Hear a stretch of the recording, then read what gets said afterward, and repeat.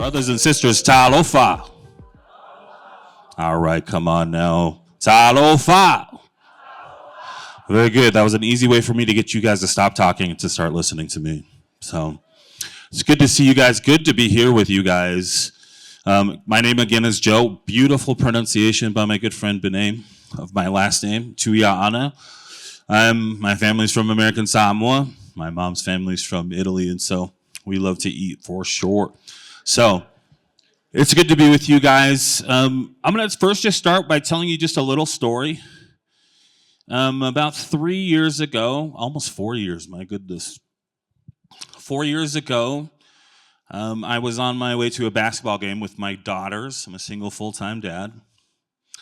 And on the way there, we came across a man who was in a suicide crisis.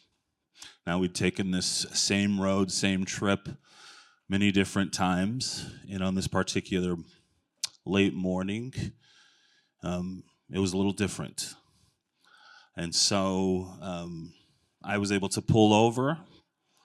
And man, I actually thought the weight of the moment, I first thought I was going to throw up. And then I started sweating profusely. And then I thought, I'm going to pass out right here. And my 3 daughters are going to just watch this all happen. And so I said a quick prayer. And I said, please, Lord,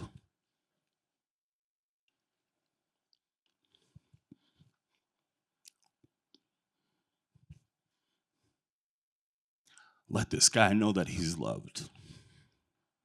Let him feel your love for him. So after that, it's not like all, water into wine situation or some miraculous thing happened. But I had an extra measure of confidence.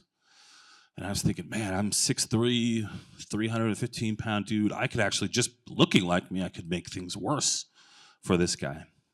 And I was thinking, what can I do to create space that is not intimidating and that is more welcoming for him? And so I had the idea to open my arms out to him, like I wanted to give him a hug. And at that point in time, I was almost screaming, "I love you, bro," to him. Over and over, I said this to him.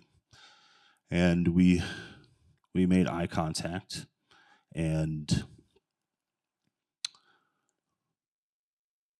I was successfully able to help this man in his time by using the words, "I love you, bro." And I sat with him, and I cried with him. And I just kept saying, "I love you, bro," over and over again. Now, it's kind of a remarkable, drastic, terrible, heavy situation that I would never wish on anyone. But just like the Grinch that day, my heart grew 3 sizes after this experience. I'm just a dude. I'm just an average Joe. And I'm not a clinician. I'm not a professional in the mental health field. Now I am. From this experience, we were able to reconnect, this man and we invited him over to have dinner. And he brought his little son, he brought his mom. We were very thankful.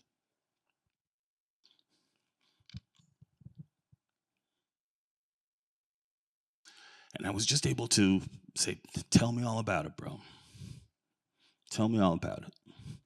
And for about 2 hours, he just talked about what put him in that situation, what things were happening, what life experiences was he struggling with. So I was like, okay, well, I don't know anything about mental health. I don't know what to do. I'm like some of you who are like, just what do we do? And so I was like, okay, I pulled out my phone. I started Googling men's mental health resources, Utah. And guess what I found? Not much. It's the right answer, nothing. I can't say absolutely nothing. There were some things out there, but nothing specifically for men. Okay? On the same search, I found out that men are nearly 80% of all suicides. 80, yet we don't have anything specifically for us to address this. We had some really good generalized campaigns, some generalized support groups, generalized things, but nothing to address my good new bro, my little bro Aaron. And so I was like, well, this is not going to work for me. It's not going to work for him. And so I decided, okay, well, I think I can talk to people pretty well. I'm pretty likable.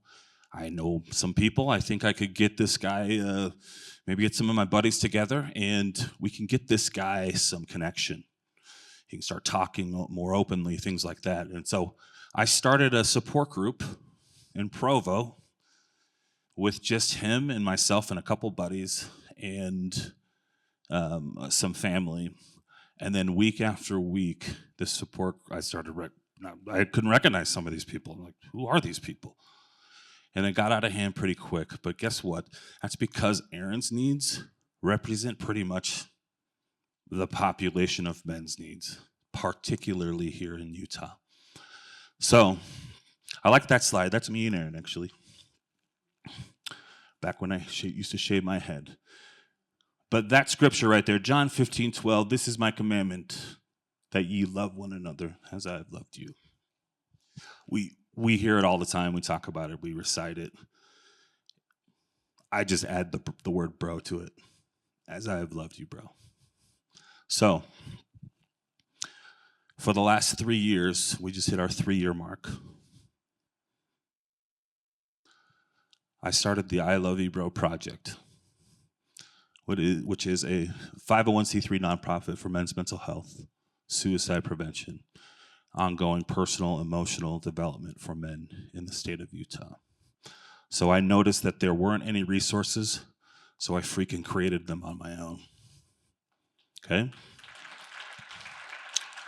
Just a dude, and I'm not here to necessarily to receive any accolades for that. It's that I'm just a dude. In fact, folks, I was 2 weeks sober, this close to going back to drinking. And I'm an active member of my faith as well. And I was hiding it, and I thought I was just going to go back. And the Lord put me, or I should say invited me, to be a part of this and to start this. And so this is what I do now, 4 nights a week. Thank you. Again, I'm not here for the applause. But I saw, oh man, that guy Hunter, he was awesome. There you go, Hunter. But notice when he started to get emotional, what did he say? I'm sorry. We're in a society where men have to apologize when they get emotional. That crap's not going to last under my watch. That's not what I do. Clearly, it's not what I do in my own life. So I'm going to be very front and forward with you guys. I'm going to show you guys some data. We are the only evidence-based men's mental health suicide prevention organization in the country. Everything we do is based on data that we collect. And we married, of course, with the state of Utah and the CDC, things like that. Awesome stuff, okay? Again, just a dude, average Joe for average bros. So if I can do something, you guys can absolutely do something, okay? Let's do this. Here's some data I want to take you guys through. Every single time a guy comes to one of my groups, and I have, at the end of this year, I will have 12 weekly support groups at the state of Utah. Every single time they come, they scan a QR code and they answer some basic 10, 12, similar to an intake form a clinician would have, asking them simple questions on feelings they're having, struggles they're experiencing, things of that nature, how their outlook on life, things like that. And I have thousands and thousands of these surveys from men who are attending my weekly support groups. So mind you, I want to do a preface. This data is based on men who are willing to come to support group. Okay, this does not necessarily reflect the general population of men, which I would assume in my professional mindset that it's actually worse than what I find. Okay? 61% of men who come to my support groups are single, divorced, separated, or widowed. Okay? 29% of them are married, and that doesn't necessarily reflect a happy marriage. Just checking a box that they are married. What does that tell us? A lot of our guys, well, so 71%, do not have a family structure at home or a support system at home. Okay? 57% of the men are experiencing feelings of loneliness. Loneliness is the number one challenge men are facing right now. Loneliness. So that's abandonment, the feeling of alone. Does it necessarily mean you don't have anybody? No, a lot of us feel alone even in our families. Right after that, 54% anxiety, 49% depression. Okay? Next one, most selected life challenges, 70% they feel alone and abandoned. Loneliness is an epidemic across all of my groups. It is the number one, hands down, thing that we're battling. Men who are feeling just alone and abandoned. Okay? 65% negative self-worth. Okay? Those two are almost paired, like negative self-worth in every metric that I have, it's right after loneliness. They are like one in and of the same. And just so you guys know, support group, that must mean they're an addict, criminal, suicidal, 16%. Okay, now that number is high. I would like it to be 0, of course. But the reality is, in a normal support group that I have, picture just 10 bros and 10 dudes around one of these tables. 1.5 of them are struggling with some level of suicide ideation. Okay? But 70% of them, 70, so 7, are struggling with just being freaking alone, feeling alone. When asked reasons why they won't reach out for help, men, 64% don't want to 64% don't want to burden loved ones. It's the number one reason. Men will not. Why aren't men reaching out? There you go. We don't want to be a burden to our loved ones. Next one. Let's see. 56%, which is one that I check every time I go to group. Internalize, meaning I can handle this on my own. I got this. Burden for me would be number 2, but internalize. Half of them, a little over half of them. 48% lack of trusted connections. Okay. What I know also is the first time a guy comes to one of our support groups, he comes for trusted connection. It's overwhelming. It's like 92%. But we have a retention rate of 76% within the I Love You Bro project, which means that when a man comes once, there's a 76% chance that he will come one more time within 30 days. And you know why he comes the second time? It's not for trusted connection. It's opportunities to help other men or to serve. Okay? Good stuff, isn't it? When asked who they're most comfortable reaching out to for help, 18% said spouse or family. 18. Again, table of 10 bros. Not even 2 of them are comfortable reaching out to their spouse, their dads, their brothers, their cousins, parents. Not comfortable talking to family about our mental health, especially when we're struggling. 14% is their spiritual leader, their priest, their bishop, their reverend, their preacher. 12%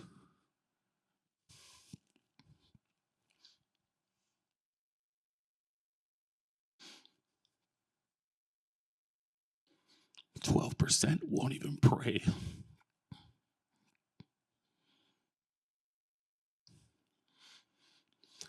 And then you have a staggering 8% that will reach out to the 988 hotline. 8%.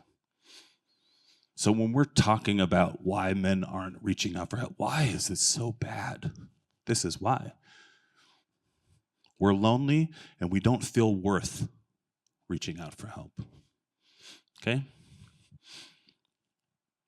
This is what we do to address this, the I Love You Bro project. Weekly support groups throughout the state of Utah. I will have 12 by the end of this year. Our weekly support groups are safe, shame-free, judgment-free spaces for men for 90 minutes to be able to freaking open up just a little bit, if even. Just to start practicing talking about their mental health and emotions. Our weekly support groups are led by average Joes for average bros. We lean into that. Hard hat, lunch bucket feels, frontline, boots on the ground emotions for men. And we build our success off being average Joes. When I have a couple board clinicians. When I add a clinician to my group, it changes the atmosphere, changes the vibe. So I don't have one. Okay? It's just dudes coming, joining, connecting through their sharing. We also, to address the data that you saw, we have monthly mental free month. All this is free, bros and sisters. This is all free. We have monthly mental health work. Is this mic dying? Because I feel like I'm getting more quiet, which is probably a dream come true for my kid over there recording. But we have monthly mental health workshops for men. Our last one was on loneliness. We had about 40 guys there with a clinician, taught by clinicians and professionals. Our next one is that this month we have through some new data. Thank you so much. Thank you. Ooh.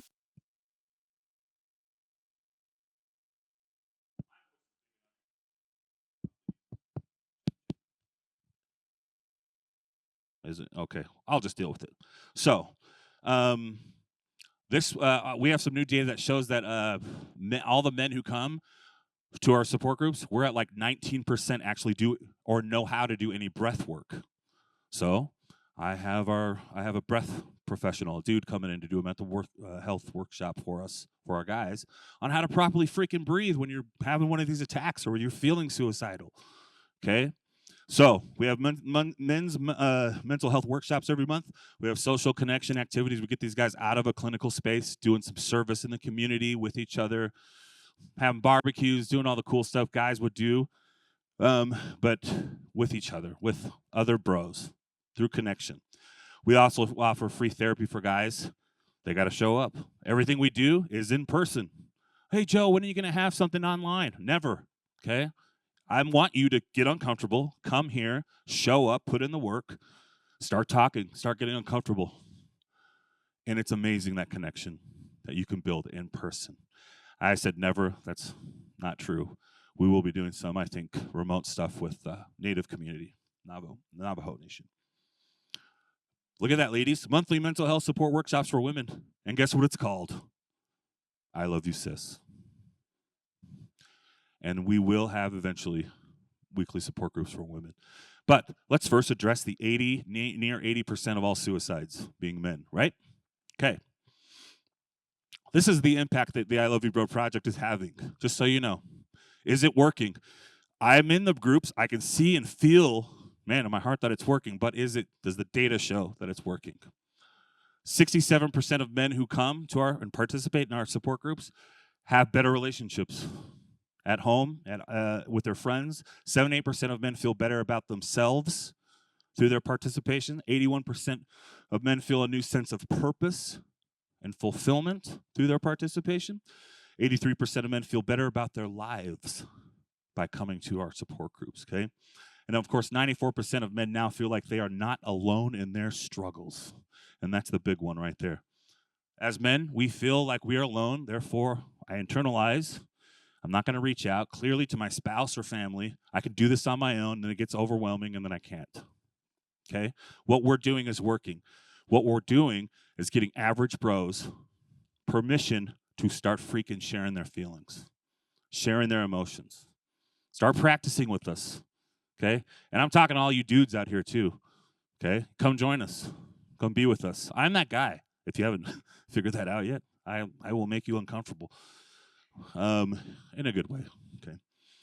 Here we go. Look at this. Look at this. Some of these handsome dudes. These are some of our groups that we have within I Love You, Bro. And we're everywhere, man. That one, the Fellas Barbershop in Spanish Fork. That's my Spanish Fork group. We meet in the basement. One in the middle is at a Aspire Counseling Clinic in Kaysville. One on the very right, up the street in West Jordan, at a real estate office. Down here is in Provo. It's our first group right there in a counseling clinic.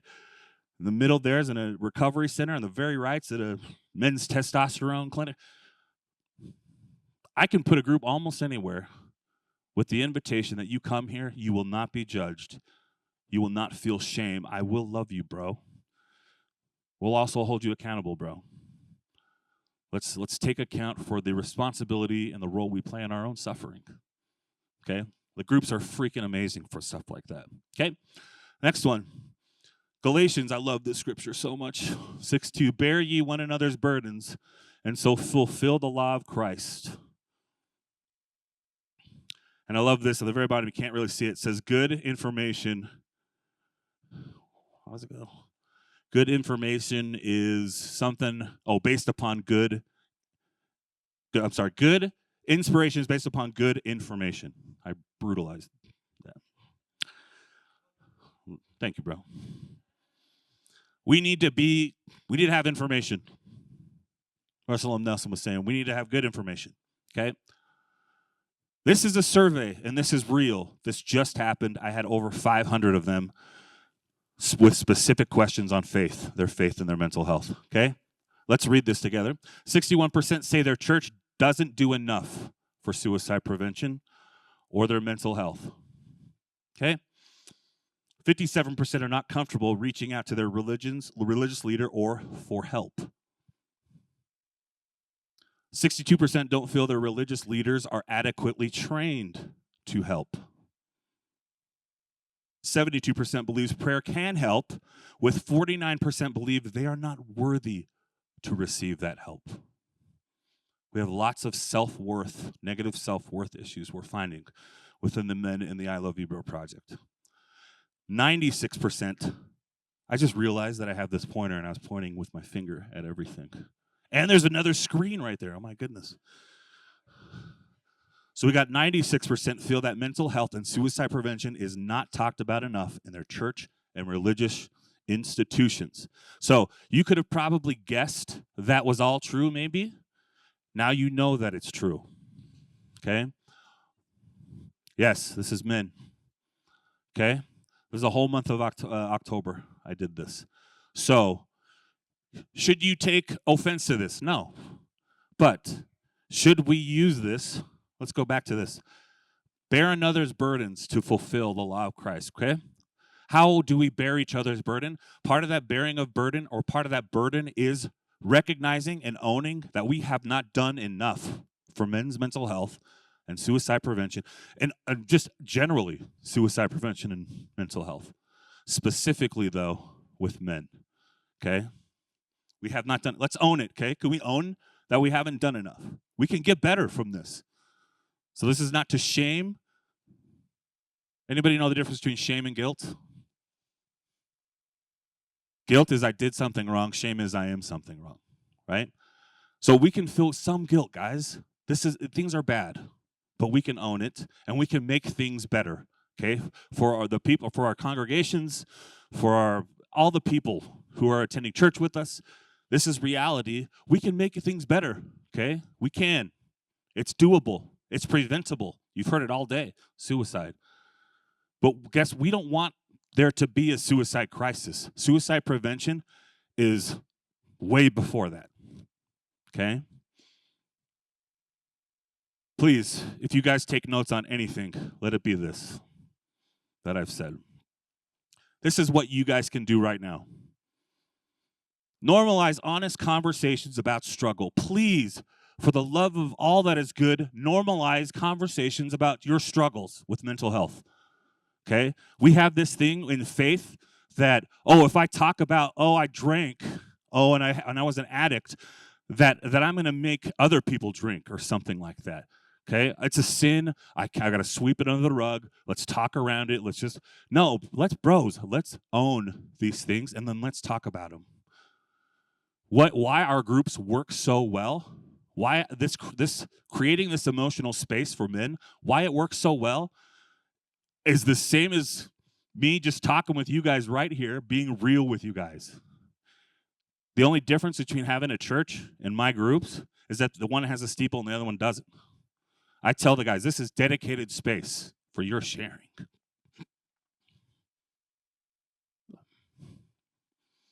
Do you have dedicated space for sharing in your homes and in your churches?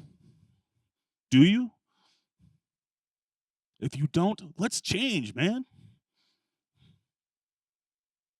Talk openly from the pulpit and in private about your own emotional stresses, mental health, just as you would about your physical and spiritual self. We hear everyone talk about, oh, I need to pray. We have everyone talking about, oh, I need to repent. Oh, this, and this. Just throw in there like some of those other struggles that you're having. Because guess what? They're super relatable. A lot of us are struggling. I love to hear that other guys are, so I don't feel like I'm alone in those struggles. Please start normalizing those conversations. Second, integrate faith with practical mental health support. Faith is good. I would be nothing without my faith in God. Okay? But I also would be up the freaking crick if I didn't have professional help paired with that faith. God gives revelation to good human beings who create medicine, therapy, and other things here on earth so that we might partake of them, so we can maybe have pain, but we don't have to suffer. Okay? Combine spiritual care, prayer, scripture, mentorship with evidence-based help, promoting counseling, therapy, crisis resources. If you have a question, bishops, leaders, whoever, pastors, send them to I Love You Bro. Okay? Recognize warning signs and recognize warning signs and respond compassionately. Regularly receive training on how to recognize signs. We had a young man back here ask, well, how do I know what to say? What signs? As far as I'm concerned, everyone here needs to be QPR trained. If you haven't, let's arrange it. Let's own it that we haven't, and let's move forward. Okay? NAMI and the AFSP, who I work very closely with, you can get this training through them. Just give this, it's this basic training. Every person, if I had a wand in every church, would have this, especially the leaders, that training, just to start looking instead of just seeing someone. Look. Okay? If you don't have this, talk to my people at NAMI. Benet and these guys, they're awesome. Last one, preach and model wholeness, not perfection. Perfection is impossible here on earth. That's for Jesus. But we can be excellent. We can be whole. Remind men and everyone that faith is about progress, not pretending. Establish a culture where men and everyone can bring their emotional pain to church without fear of shame and judgment. So we know that 70% of these guys who come, they're dealing with negative self-talk and shame.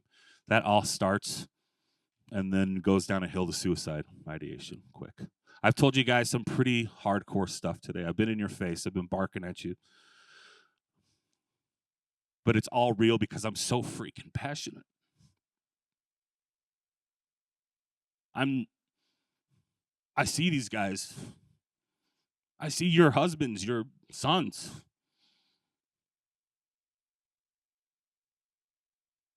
They need better from us. So please, if you need some training, let's get it. Let's arrange it. We're talking about measurables. We're talking about an action. All this stuff, they're actionable. They can be. Put a measurement on it. A date. I'm going to be starting a special mental health workshops program for Polynesian sticks in Utah County. And I'm going to beta test those. And hopefully it will be able to be something that the entire LDS church can do. And then hopefully other churches, if you haven't already. This is my data. This is my invitation to you guys. This is my card, which I didn't bring any of. So if you want to get a hold of me or have questions about what I do, take a picture. What is that old? Take a picture, it lasts longer. Take a picture then. Okay. That's my information. That's my email. How much am I out of time? Benet, did I go over 10 minutes? So I will open it up for anyone who has got, I know there's probably a billion out there, especially with men's mental health. Here's the only working mic. Got one? Oh, okay. Oh, you've got one. You've had one the whole time. You're just sitting there chilling out with the mic. I was just curious how you, obviously you can't run all of these groups yourself. So how are you like training your leaders to facilitate these conversations? Because I can imagine getting 10 people in a room, they're not going to open up right away. So do you have like a curriculum? Do you have questions that you Really good question. Yeah. Every single guy who leads a group for me at one point in time came through my door with a broken heart. And that's what we're talking about. We're talking about purpose and fulfillment these guys are finding with their attendance. Many of them want leadership roles within the I Love You Bro project. And so when you're talking about training, every group leader we have gets QPR trained. Again, you guys can get that real easy. And then we have an I Love You Bro mentorship program that I do. So I train every single one of the guys on what to look for. I'm really super good. It's one of the things that I'm really good at is navigating conversation and listening. I have single dad of 3 daughters. I'm a fantastic listener when it comes to that. So with guys, it's different, right? You mentioned it. It says, well, what if they don't open up? What if they just, guys won't, it's so difficult for us to actually go to a support group that when a guy finally gets through the door and sits down, he has something he wants to share. And so if anything, if they don't, if all they do is sit and observe and listen, then that's beautiful to me. The miracle was just that he freaking came and showed up and he sat down and listened. So our group leaders are trained with some basic suicide prevention training, and then they go through a 6-week-ish I Love You Bro mentorship training to help with facilitate conversation, ask good questions, things like that. But does that answer your question? Sorry, I'm 18 and older. How common is it for the younger guys to be there, and can they also work for you? When you say work for me, you mean like just serve? Yeah. So I'm the only employee of I Love You Bro Project, and it's very little. But we have had younger guys come who are in college on our Provo group who go to UVU, and it is there is a disparity between connection with the older guys, and as you can imagine, our general population is majority 65% is 30 through 45. The next is right after that 46 through 50, and then that younger 20s age. And so any one of them can come. We have had young guys come. We have dads who bring their sons. And I tell them, as long as you feel they're emotionally prepared and mature for hearing some of the conversation that we have. This is heavy stuff. When you have guys sharing stuff they've never shared before, it's not what we would call safe. It can't be. And will never be the sheriff of sharing in my support groups, but we do provide resources for all of them when they're there. When you talk about 988 calling, which is a fantastic resource, I have a handful of times we don't just give 988. Please don't ever do this. Don't ever tell someone call 988. What should you do? Anyone want to throw out a guess? Benet, please. Call with them. Especially if it's a dude, he will not call. Clearly, 8% show that they will call or text 988. So what I have done with a handful of our bros who come in, I wait till after group and I'll ask them, would you mind if we can call 988 together? And most of the time they're like, yeah, let's do it. And the other times I'm like, dude, I'm trying not to use my support group language with you guys. I have a support group, but I'll be like, sit down, bro. We have a call to make. I'm very forward with the guys, and the guys really appreciate it. So 988, call with someone like I do, or else it's not going to work. It really won't. Women will call way more, obviously, than men do, but men will. I've seen them because I've called with them. So, beautiful young lady in the back. I am sure the men are welcome back anytime. Do you find that they come for a while and then they come back, go away and then come back, or is there a pattern? No, that's a good question. We know that we have a 76% retention rate on two visits, or I should say two attendances. After that, I don't have any data on that. I mean, but I can say observationally, we do have guys who will come for a little while and then go, and then I'll text them, "I've missed you. You know, how are things? Things have been really good. I've done this and this, and I just haven't felt a need to come to the group." And my response always is, "Oh, we need your beautiful days, bro. We need your good weeks. Some of us don't have those. I'd love for you to come and share those." Really getting them attached to the purpose they can find, the fulfillment they can find through their attendance with the I Love You Bro project. But we do. So we have many regulars who come. I've had we're at about almost 2,000 bros in the state of Utah who've come through the I Love You Bro project. That's something you can clap for. Our dudes, we're finally getting the word out. We're finally getting the word out that this exists, that you don't need to be alone. You can come one time, but you got to come. Come, put in the work, come be with us, come start sharing a little, and guess what? It's not so freaking hard. When you start sharing just a little bit more. I always relate our groups to practice fields. So guys, we like football, we like sports. I'll try to do that a lot. Bro, this is just like a practice field. Just start opening up here, and then let's see where it goes. Let's see where it goes from there. And then hopefully they can start opening up to their wives and bringing that with their kids and things like that at home. So I'm out. Yeah, I'm good. Time. You guys are awesome. Thank you guys so much. Thank you for your support. Love you, bros.